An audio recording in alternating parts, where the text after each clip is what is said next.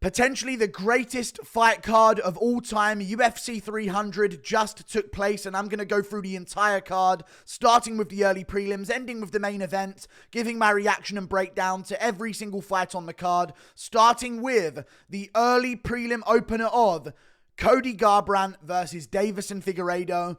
Started off bad with the picks on this card. We pulled it off later on. We got some good picks later on, but we started off very, very bad on the picks.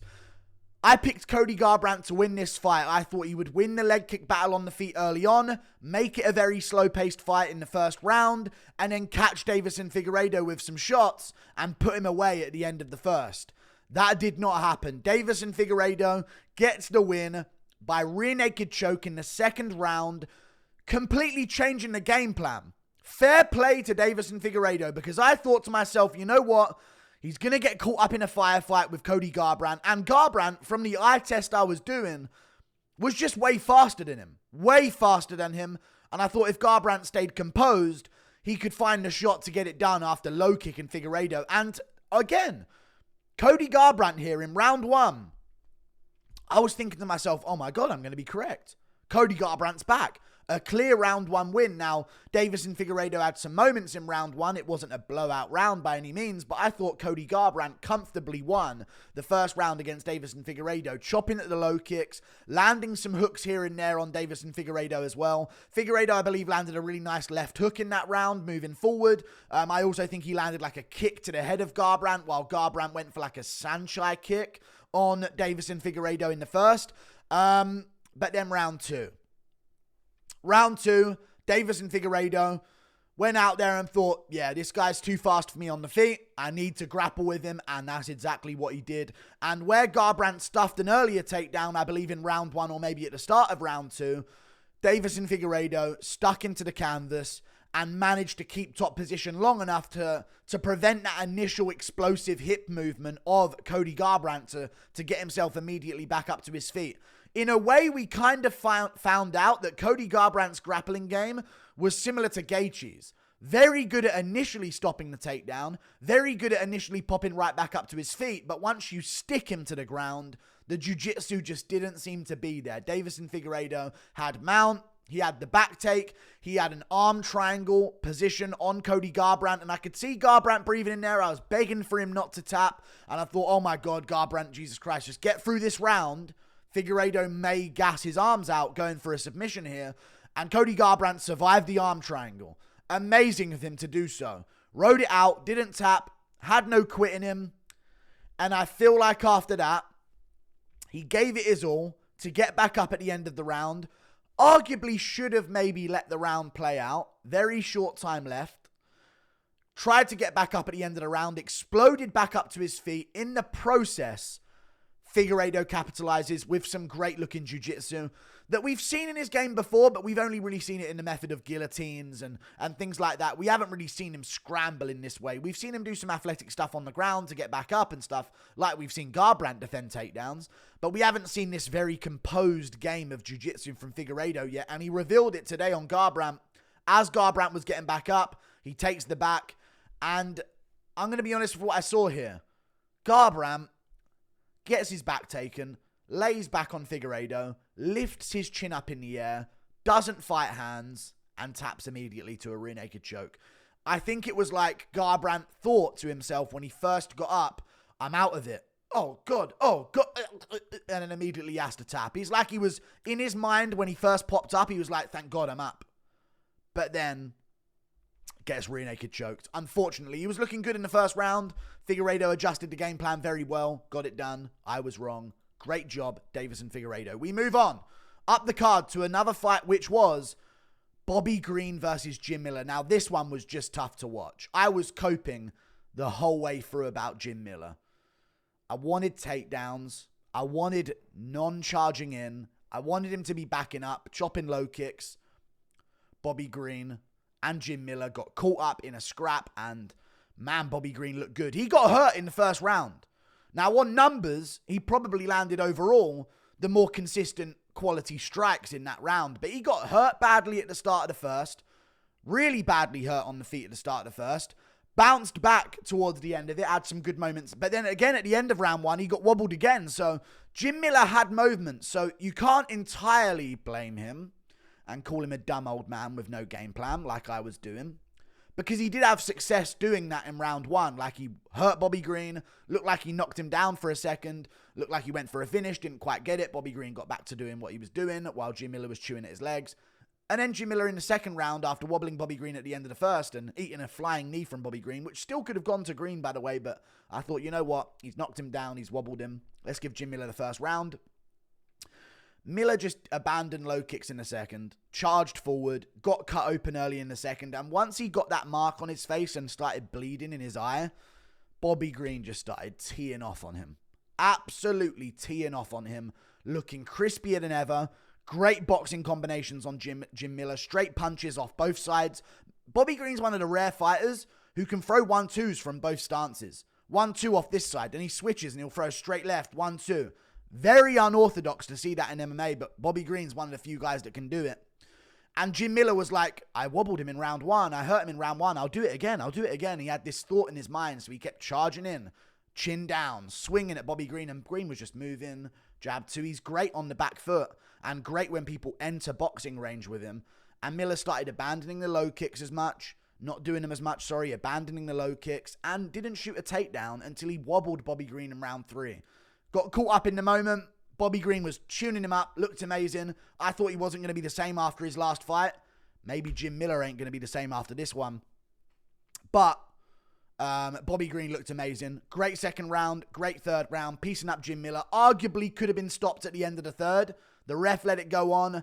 I'm okay with that. We got a moment where Miller proved his toughness. I know he took some extra damage he maybe didn't need to take, but he proved his toughness. He got a moment. Both guys having their hand raised. Decision gets called. I know that feels better for him in terms of like a moral victory than being finished at the end of the fight. So, yeah, Bobby Green wins the fight. Great performance. Proved me wrong. Bounced his back. Calls out Pimlet with a great promo on the mic. I say make that fight happen. Great promo from Bobby Green to Paddy Pimlet. And I was going to say Moicano should fight Pimlet, but maybe now Moicano should be looking further up the rankings. We move on to another fight up the card. Jessica Andrade versus Marina Rodriguez. All right. Kind of slowed down the momentum of the card a bit. Wonder why. But yeah, just a kind of sloppy performance from Marina Rodriguez. To be honest with you, she could have got the nod. Was it a split decision? It was a split decision. I thought that Jessica Andrade edged the second round because she did great at the end of the second. But this was just an unfortunate fight for Marina Rodriguez. She's looking great in the first round. I picked her to win. I'm not coping here. She's looking great in the first round. She slips. Throws a front kick, slips on bottom position. 3 minutes of the fight to go. Like 3.5 minutes of the fight. She's looking great. Getting leg kicked a bit. Good job by Andrade with the low kicks. But, you know, Marina Rodriguez is looking really crispy with her strikes on the feet. Slips. Spends the rest of the round on bottom position. Awful. Nightmare scenario for her. I thought my picks were cursed. Moicano saved the day, though. Round 2. Marina Rodriguez doing really great work. Piecing up Jessica Andrade on the feet. Taking low kicks. But not many punches of Andrade are getting through. Marina Rodriguez is landing straight punches. She's throwing 1-2s in and a back fist off the same arm. Women's MMA techniques. They're revolutionary. But she was landing them on Andrade. And Andrade was having trouble getting off with her hands. And then towards the end of the round, what Marina Rodriguez started doing was, I thought she was going to capitalize in the tie clinch because she always gets a tie clinch on her opponent. And Andrade's weakness is knees in the clinch. But she would get the tie clinch in round 2 and then just stand there and do fucking nothing at all with it. At all. Andrade wobbles her at the end of round 2. Starts going for her at the end of it. So I was like, okay, Andrade has done enough. She gets the second round. Third round, similar situation. Marina Rodriguez, I think, got this round barely. She was doing good. She landed some big knees to the face. But again, she had the tie clinch in round 3. She wasn't throwing knees anymore. I mean, what do I even say? She almost had a choke locked in round 3 at one point, like a ninja choke. I have no idea how Andrade didn't tap. Maybe it was barely, not under the chin. Maybe it was on a jaw, just about. But yeah, she didn't tap to it. Close ninja choke attempt, north-south choke attempt. And Marina Rodriguez just did nothing with the tie clinch. Landed a few knees, wasn't busy enough there, and Andrade was able to punch someone whilst being in a tie clinch, which is insane, and it's something you're taught never to do. Like, was she punching while you're in a Muay Thai clinch with someone? But she was able to do it because Rodriguez would throw a knee and then just stop. So, great job, Jessica Andrade. Decent fight. She got the win. We move on to another fight up the card. Money Moicano. I'll be honest with you guys. After the first 3 picks of this card were wrong for me, I was stressing. For Money Moicano. I know a lot of people did not agree with this pick. And thank God Jalin Turner fumbled the bag. Because Jalin Turner, walking off?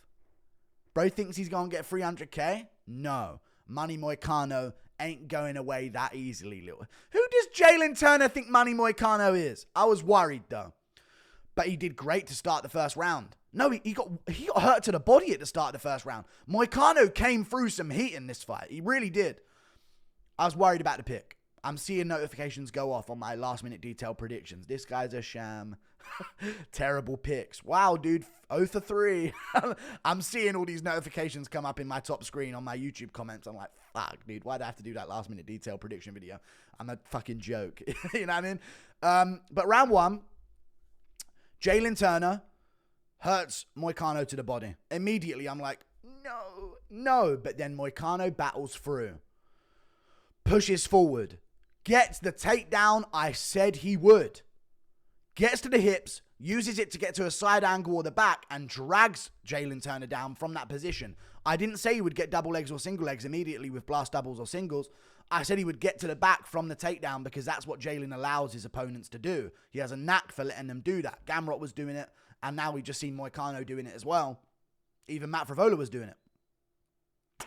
Moicano gets to the back. I'm clapping my hands, creating grip of the takedown, by the way, if you're wondering what that noise is. Moicano drags him down. I'm hype. He's on top. He's on half guard, landing shots occasionally. Moicano, we're going to talk about his new fight style. Okay? Because not the most entertaining, but he's out for money. And he's out for the win. That's what he's out for. Gets positional dominance. Lands his shots that he needs to. Wins the first round because of it. No, he doesn't win the first round. They pop back up. Jalin Turner works his way back up to his feet. Drops Moicano at the end of round 1. Starts to walk off like he's dealing with some schmuck. This is Renato Moicano we're talking about here. You think you're going to knock him down and then he's just going to stay there? Are you dumb, Jalin Turner, you weight bully 6'3" clown? Moicano rises back up again on the feet and gets scrappy on the feet with Jalin. And then starts working him again a little bit, landing some shots, staying safe, staying composed, looking for the clinch, failing a takedown here and there, keeping himself in the fight. Round 2 comes around. I'm still worried. But when round 2 starts, Moicano's looking crispy on the feet. Landing his jab, landing his straight 2, landing body shots now and again. He was doing good on the feet in round 2. I think he landed a knee to the body on Jalin Turner after failing a takedown. He then pushes Jalin Turner back. Finds the double leg against the cage. Beautiful double leg entry from Renato Moicano. His wrestling has been on full display in his last 2 fights, especially his entries of takedowns. Double leg, scoops up Jalin Turner. Beginning of the end. Gets positional dominance, does exactly what he needs to do. Waits, keeps his hips heavy. Passes over to half guard, gets to mount. Bang, bang. Big ground and pound shots. Doesn't make the fatal jiu-jitsu error that most people do, which is getting caught up looking for chokes. If a guy's pinned where you've got him, you throw a couple strikes unanswered, they're going to get finished. And Jalin Turner broke and folded to Moicano's pressure on top and just covered up and accepted the loss. Moicano puts him away, puts him out with big ground and pound shots. Renato Moicano gets on the mic. Didn't shout me out. All good, though. Tweeted about me on Twitter afterwards. I'll take it, you know what I'm saying? Mentioned me in his post-fight live stream that he did. Great Great post-fight speech. He's talking about the First Amendment. He's talking about a book of financial expertise and financial information that you could get, and great on the mic always, Renato Moicano. Then he starts saying, I cannot afford to lose, brother. I cannot afford to lose. Amazing for Money Moicano. He cannot afford to lose, and he proved it last night or a couple hours ago. Amazing win from Renato Moicano. Wasn't the most exciting, but he paid off with the finish. That's all that matters. If you make that boring fight and goes to a decision, it's like, boo, Moicano. But he got the finish. TKO, made up for some moments of inactivity. Great job by Renato. And he might move forward up the rankings. Dan Hooker, Beneil Dariush, Mateusz Gamrot. We'll see what he wants. We move on. Diego Lopez versus Sodiq Yusuff. This guy. I completely forgot some of this stuff happened on the card. Diego Lopez is him. And I'm annoyed he didn't get 300k. I was worried for him in this matchup.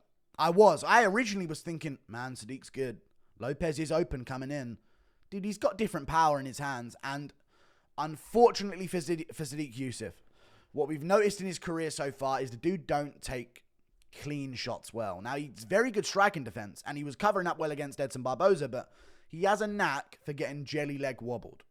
Happened against Arnold Allen. Happened against Edson Barboza.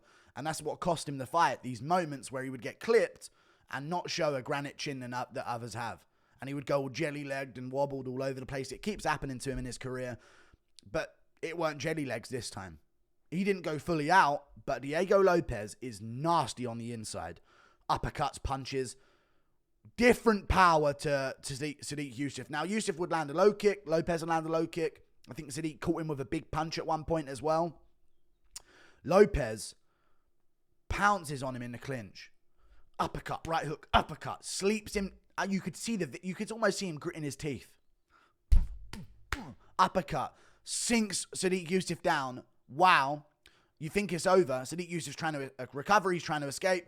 Lopez is going round to the back, trying to clear the arm so he can get the back take. Gets the hooks in, landing big shots. Oh my God, it's going to probably be over. Sodiq Yusuff finds his way back up to his feet. Fair play to him. Fair play to him, he does. Right back where Lopez wants him, though, unfortunately for him. Concussed, not really know where he is. He's popped back up. I'm still in the fight. Back in the single collar, in the clinch. Uppercut, right hook. Down goes Sodiq Yusuff. Nasty work on the inside from Diego Lopez with vicious power and insane finishing instincts. Pounces on Sodiq Yusuff, gets the back take, punches. Was Sodiq completely out of it? No, but he'd been dropped twice. You got to call off the fight there. You can't keep taking shots like that. Diego Lopez finishes the fight. What a superstar this guy has potential to be.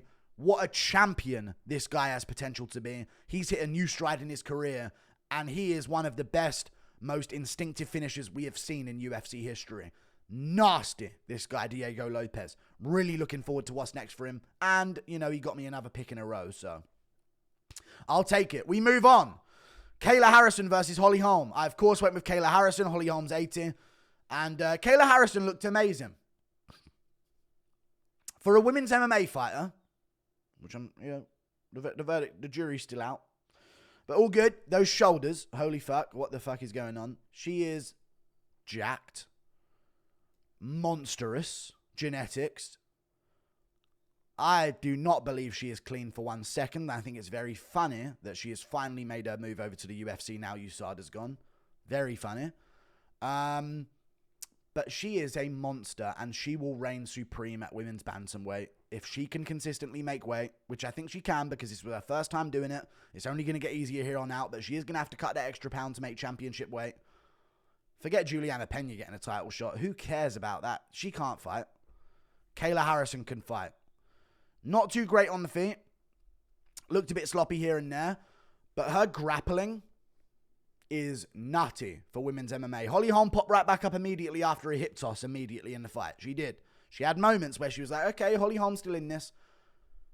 Eventually, Kayla Harrison just muscled her over. And you don't see that in women's MMA. You don't see these types of athletic and strength-based dragon slam takedowns that you saw in this fight with Kayla Harrison. She beat the hell out of Holly Holm in round 1.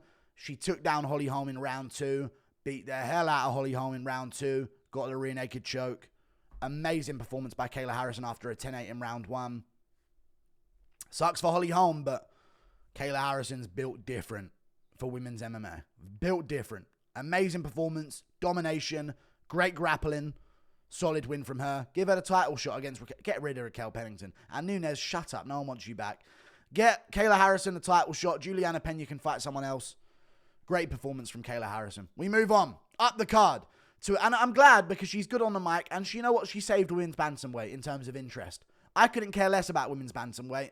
Kayla Harrison coming in and getting the win, it made me go, you know what? I'll care. You know what I mean? For a title fight with Kayla Harrison, we'll see what this girl can do, you know?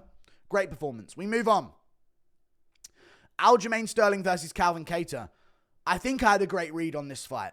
I actually predicted the way Aljo would grapple, the way he would win. And I called this dead on nearly. I said that Aljo would get hurt in a round, though. I thought Kattar would have at least a moment of catching Kattar, wobbling him, hurting him. Round 1. You know what? Aljo did all right on the feet here. Kattar was not himself, and I knew he wasn't going to be because you don't recover from that many leg surgeries in a row. You just don't.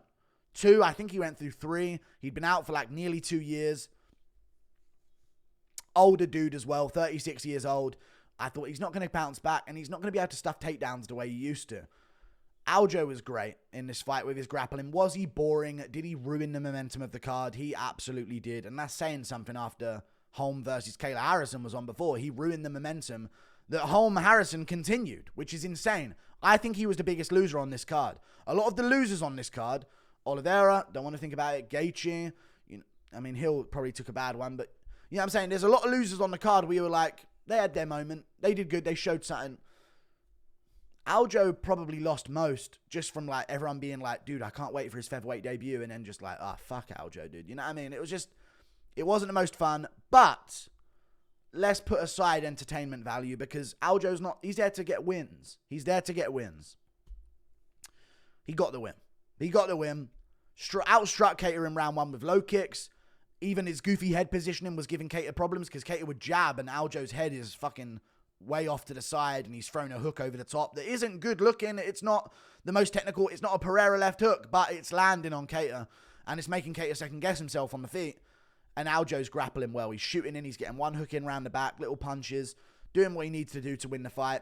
Round 2, he gets some great time double legs. He starts working on a single leg on Kattar and driving him over his rear leg. Exactly what I said he would do.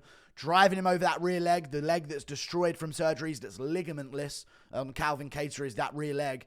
And Aljo is doing great, grabbing that lead, making him balance on it, driving him over himself, sweeping out the rear leg, and finding himself in dominant position. Side control, round 3, he had a moment where he nearly illegally tombstone pile drivered Calvin Kattar, but Calvin Kattar didn't hit his head. If he did, that is illegal, but Calvin Kattar like tucked up and like landed on his back and head, so kind of illegal. You can't slam on someone's head unless they're holding a submission attempt, I think is the rule. But he got away with it. It wasn't too bad. It wasn't directly on the head. Kattar tucked up, as I said. And Aljo just rode out positional advantages. Side control all over Kattar, keeping dominant position. And he won 30-27 in his debut, all across the board. Him versus Brian Ortega, one grappler goes home. We move on. Up the card to another fight, which was Jiri Prochazka versus Aleksandar Rakic. I actually rewatched the first round of this fight because luckily it was on the prelims thanks to Bo Nickal. It shouldn't have been on the prelims. This should have been on the main card because it was sick. What is Jiri's chin made of? Aleksandar Rakic looked like one of the best fighters in the world in round 1. Up until the end of it where he got clipped and sort of went, oh, hang on a second here.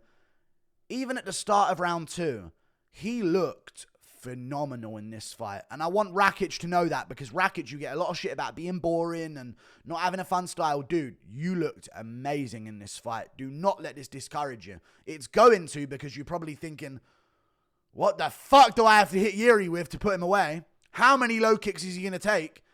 He's chewing up the legs of Jiri, both of them, not just one. He's chewing up one. Jiri switches stances. He'll chew up the other one with his lead leg, destroying Jiri's legs, stinging him with punches as Jiri walks into them, chin first. There was a right hand that landed at the end of round 1. I have no idea how Jiri took the punch. Straight, square in his jaw. He's walking into it on one leg. Sweat goes flying, and he eats it. He eats the shot. Just eats it and is like, oh, yes, I'm autistic, you know. Keeps pushing forward. Gets pressure done in the end of round 1. And it's like, there's something happening here. You know what I mean? There's something happening here, you know. Like, starting to get some momentum back. He had a moment of a glimpse of like, okay, Jiri's doing something. But he weren't landing much on Rakic. He landed a shot on the top of Rakic's head.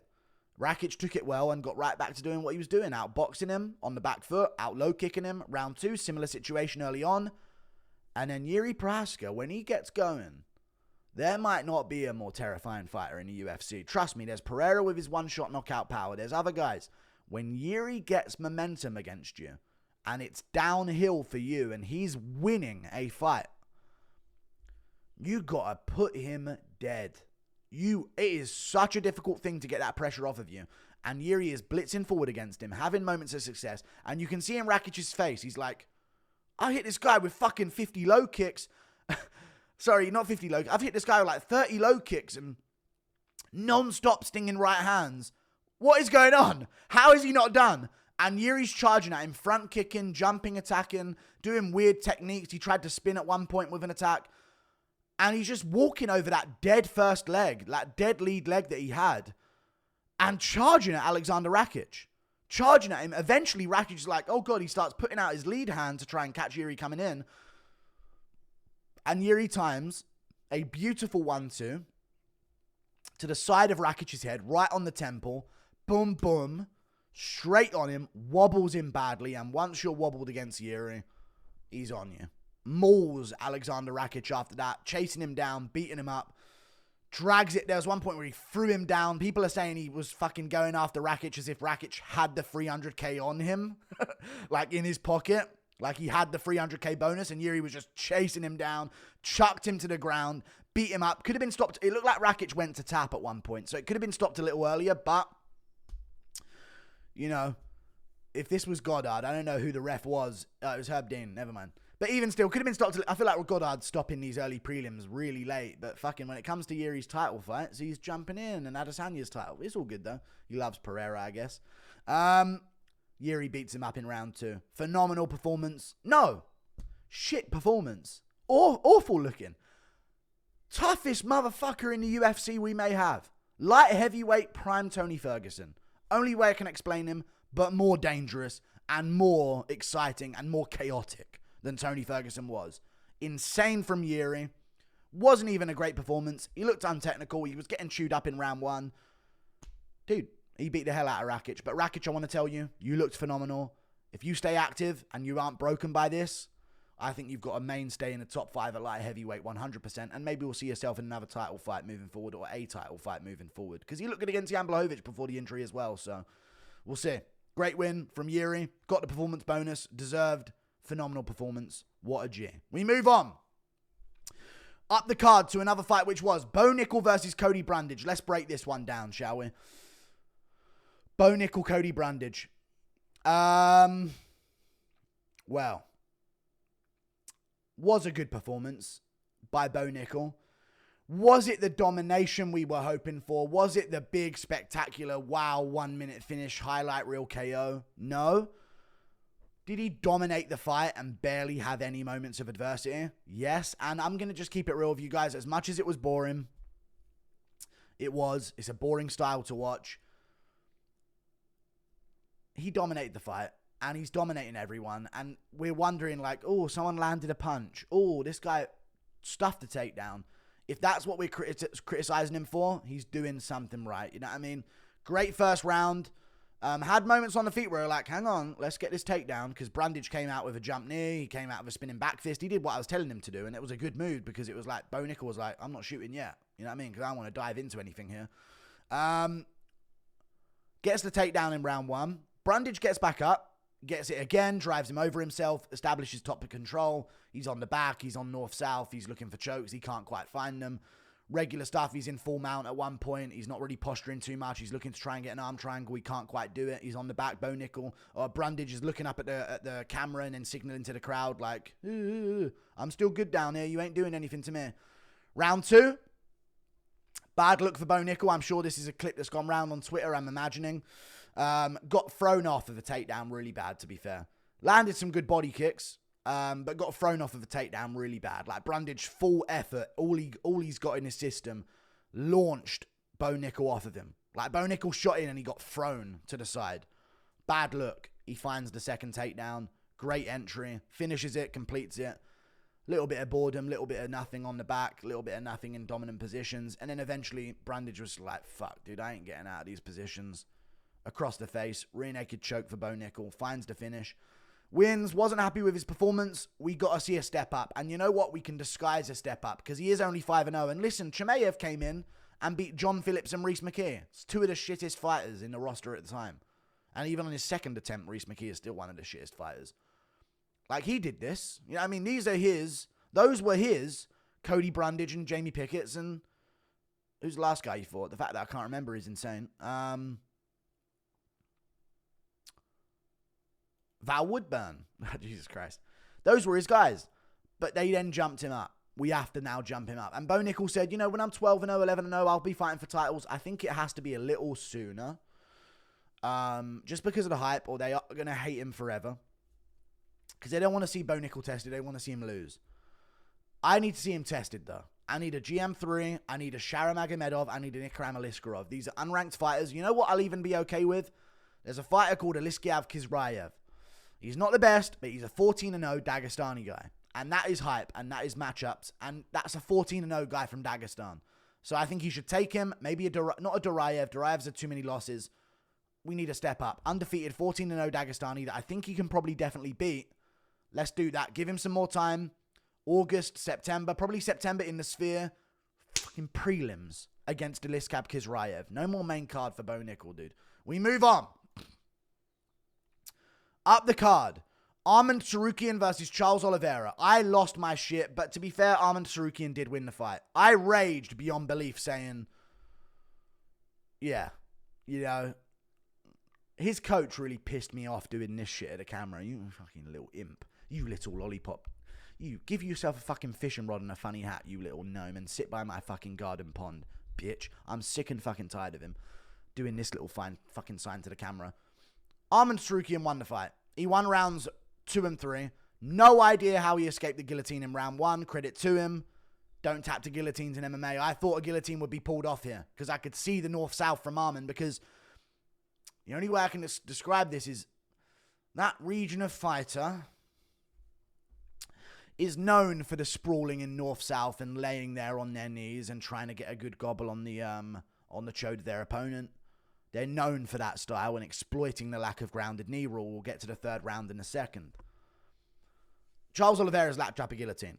He gets on bottom position eventually, but he lands some elbows on top. Kind of fumbles his position a bit, but Arman strengths out of it because he's so natural. Ends up on top, landing good shots on Charles Oliveira. But Oliveira gets another thing. He goes for a leg, he goes for a triangle. And in the process, he does catch Arman with an up kick. Arman had no idea it had landed by the looks of things, because he said, was it an up kick he landed? Did he kick me? He said it to the doctor. They took away Oliveira's position, put it back in full guard. I still think Oliveira got the first round based on the submission attempt, and he did good in a clinch at the end with a knee and an elbow by the looks of things. Round 2. Oliveira starts out good, but he ain't committing on the feet the way we normally see him do. Round 2, he ends up on bottom against Arman. Great entry on a takedown. Tries a guillotine, fails it. Stuffs the initial takedown good, but Arman strengths him over. And Arman keeps top position for the rest of the round, lands some good elbows, lands some good punches, and wins the round 2 dominantly. There's no argument about that. He won round 2, 10-9, very clear. Round 3 is the argument round. Both guys are landing good shots on the feet. Arman lands a few more. At one point in round 2, by the way, Arman landed like an axe kick on him, which was insane. Round 3, Arman lands a few more on the feet with his jab. Very educated jab he was going for. Very good straight punches. Oliveira was just sort of looking and scoping and waiting for a moment to capitalize. Arman gets a takedown again. Both guys are landing shots on the feet, though. Arman gets on top. Few little punches here and there. And then the argument is, do you count Oliveira's finishing ability in the dash choke in the third more than you count Arman's win of the rest of the round, where he didn't do much to Oliveira, to be fair. He wasn't doing as much ground and pound as he did in round 2. And I still think you can give it to Arman. I don't know what the Weasel said. I actually check it right now what the Weasel said. I'm sure he said that Arman won on damage, you know, and he probably thought, you know, that dash choke wasn't as dominant. I'm going to check right now. Did they get it right? What does he say? I don't know what he said. Let me have a look. Let's see what he said here. Oh, I'm getting adverts. He said for Arman, I imagine. Who really won, he says. Let's go back. They gave it to Arman. It's whether or not you... I guess it's comes down to whether or not you consider the submission attempt more impressive than the little pitter-patter shots that Arman Tsarukyan got off in round 3. And I don't know what he said. I'm not going to listen right now. But it's a close round. I don't mind it going to Arman. I'm not going to scream robbery like I did immediately because I was raging. But the main thing I have a problem with, and this is what I have a real problem with, you should not be safe on your knees in front of another man in the octagon. And there seems to be a trend of this region of fighters and only, other than Aljamain Sterling, only this region of fighters where they are more than happy to ride out rounds that they've got positional control previously in by failing takedowns and laying in north-south on the receiving end of north-south, holding onto the legs of their opponent and just being immune to damage in that position. Holding on to a leg or a single leg, letting themselves get like dash choke, knowing that they can keep their arms straight and not get an angle taken on them. It's the lamest thing I've ever seen. They're not warriors. They're pussies. They're exploiting the rules. Arman does it. Makayev did it. Evloev did it against Arnold Allen. All of these fighters should be getting fucking obliterated in those positions. But for whatever reason in MMA, we allow these fighters to get away with that position. It's literally them and Aljo. That's it. Those region of fighters and Aljo, they all do it. They lay... holding on to takedowns, knowing they can't be kneed in the face. I'm not saying that they wouldn't be able to do damage when they are on top with knees and kicks to the face. Let them. We'll have more entertainment out of it. We have to stop letting people game the system and exploit rules that are made for fucking cowards. On their knees in front of another man is the only safe place that you're immune from damage in MMA. What kind of woke shit is that? Is that Disney's doing? It's not. It's been around before then. Either way, I hate it. Oliveira in round 3 should have been allowed free reign to obliterate Arman with knees for daring to be in that position against him in a fight. I'm sick of it. Change it. Arman's career wouldn't exist. Evloev's career wouldn't exist. And neither would Makayev's. I'm sick of it. We move on. Oliveira got a moral victory, though. It actually looked like Arman went out a few times in a choke, but he didn't really. He was just trying to alleviate pressure by going a bit more limp. Risky move. Either way. We move on. Up the card, Max Holloway versus Justin Gaethje. I've already done my breakdown of this, a full breakdown of it. I'm going to give a recap. I called it. Max Holloway, different level footwork for lightweight. Did really well against Gaethje. He came out, I thought, damn, he looks a bit small. Gaethje was landing his low kicks. But for the first 4 or 5 rounds, I thought round 4 went to Justin Gaethje personally, because I did think he got a knockdown in that round, and I think it should be scored. But for the first 3 rounds, round 2 was more competitive, but man, Max Holloway was doing his thing. Teeps, jabs to the body, spinning back kicks, kicks to the body non-stop, round kicks to the body, which we saw a lot against Arnold Allen. That's what he does when he does footwork heavy. I said that in the build-up. Catching Gaethje under his armpit because Gaethje has a very high guard.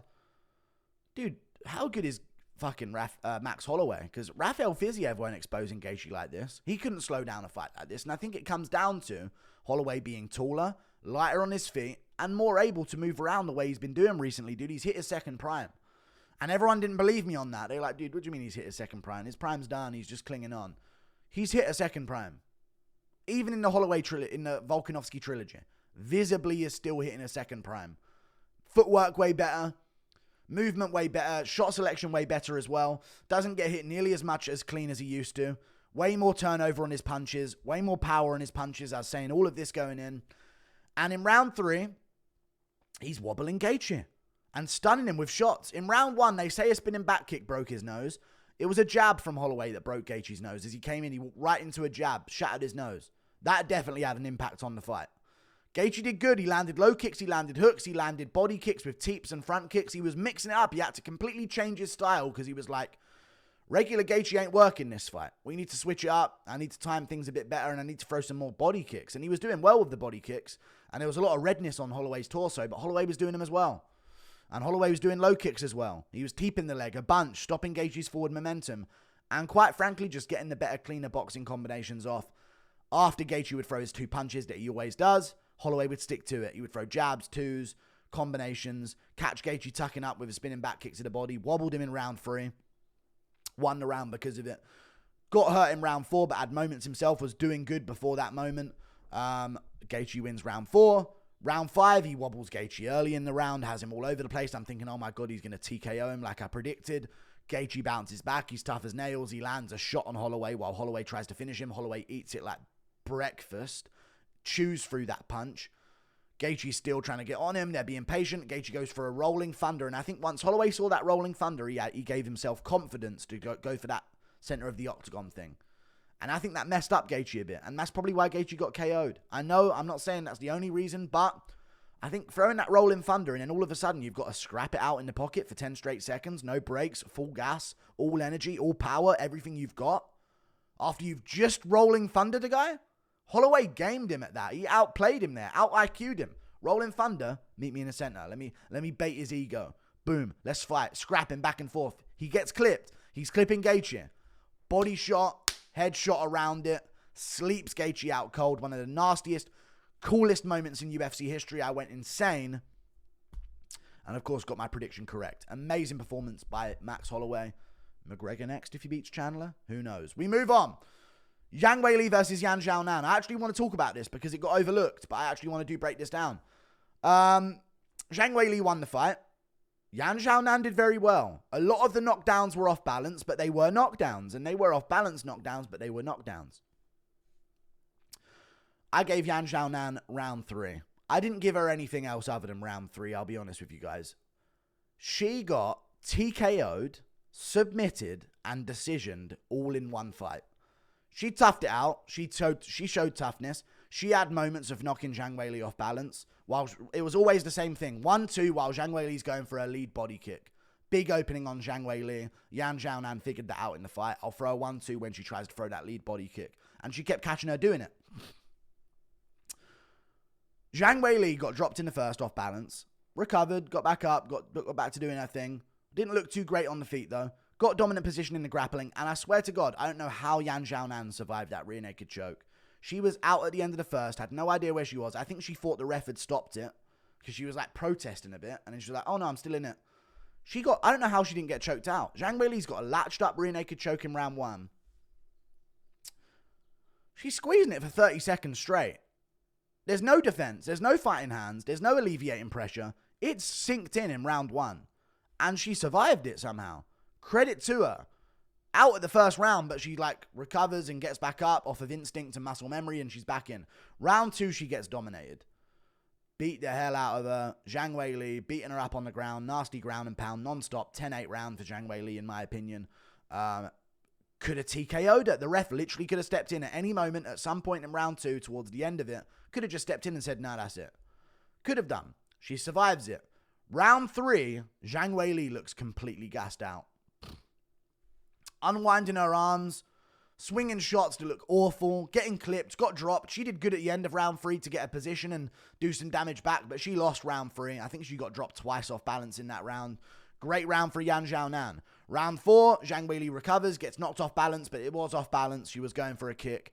She dominates the rest of the round in top position on the back, beating the hell out of Yan Xiaonan. Really great performance from her. And then round 5, she just grounds out Yan Xiaonan again and wins the fight for herself. Was it oh wow, Yan Xiaonan did good. She had her moments, yes. More her toughness and her gameness to stick in the fight. But Zhang Weili dominates with her grappling yet again. She's too strong for these other women. Way too good with her grappling now. And she's become a bit more of a grappler. She doesn't have to strike all the time anymore. She was landing head kicks in round 5. Great performance from her. She won the fight. She got booed at the end because she literally did a promo from the Chinese government of come to China. We have really good sights to see. And we will feed you food. And we've got really great culture here. And you'll really enjoy yourself. And we'll be so welcoming of you. It was literally a message from the government. So the crowd started booing her. But Zhang Weili, wholesome, gets another win. It was a good fight. It just got completely overshadowed by Holloway doing what he did to Gaethje. We move on to the main event. Alex Pereira versus Jamal Hill. Hill's going to get cooked on Twitter. And I'll tell you who else cooked. Alex Pereira. And he told Herb Dean to hold up and let him cook. Start us off the fight. I'm like, damn, this is a pretty even fight. Both guys low kicking at each other. Pereira's landing a little bit better than Hill's are. Hills are landing some good ones, though, as well. They're both winning, fighting for outside foot position on the lead leg. It's the southpaw orthodox matchup. Both guys looking for outside foot positioning. In fact, they were looking for it so much, they started the fight, and immediately both of them just started wandering off to the left of the cage. Not circling, not like one of them taking the center of the other one being on the outside. Both of them just started veering off to like the left of the octagon against each other because they were just looking for outside foot position. And it was good stuff. Low kicks from both. Jamahal Hill landed a right hand on Pereira. Pereira was landing jabs to the body. He landed a body kick at one point as well. And then, I mean, what else is there to say in the fight? After that, Pereira starts getting aggressive on Hill. I'm worried for him, though, because I'm like, dude, don't walk in and get caught again. But he pulls off. And this is after seeing Holloway's one against Gaethje, which is infinitely cooler. One of the coolest KO sequences I've ever seen. Gets groin shotted. Not too bad. Not right on the groin, but it definitely caught his cup, and Hill knew. And it made the noise, and the ref heard, and the ref knew it hit his cup. Right on the top of it. Nothing right in the jewels, right in the poetans. But it landed on the cup. Enough to make him go, yeah, let's give it a minute. You know, I'm going to see how I feel, and then we'll get back into this fight. Herb Dean steps in. You good? You want me to stop the fight? Alex Pereira. Hold up. Let me cook. Okay? Hold up, Herb. Let me cook. Stops it. Jamahal Hill goes, all good, you know, we'll get back to the fight. Right hand from Jamahal Hill, or straight left from Jamahal Hill with his right hand by his waist. He keeps doing it in all of his fights previously. Slept by Alex Pereira's left hook. Steps in, no wind up, right from the shoulder, all rotation. None of this wide arm punch. None of the wide arm punch. Rolls with the shoulder, keeps it tucked the entire time, beats Hill to the punch. And I think what Hill was doing was, when Pereira was jabbing to the body, Hill was trying to time him with a straight left as he went for that. And catch him like as he dipped down, because Hill's punch was very low. Ended up catching Poatan on the shoulder. Left hook puts him out. Big follow-up shots, puts him away in round one. Hold up. Left hook. One of the nastiest KO sequences. I did good on picks. I went, what did I go? I went 0-1, 0-2, 0-3. Not the best thing to say after you just said you went good on picks. Got the Moicano pick, which I was proud of, 1-3. Got the Lopez pick, 2-3. Kayla pick, 3-3. 4-3. 4-4 on the prelims. Got Bo Nickal, 5-4. Lost on the Tsarukyan one, 5-5. And then we swept the rest. We got Holloway as an underdog. Very proud of that. Zhang, and I called it very well. Zhang Weili by decision, as I said, and Pereira by left hook KO, as I said. We pulled it back at the end. Like and subscribe. Thank you for watching. Toodle Pip. I'll see you later. Goodbye.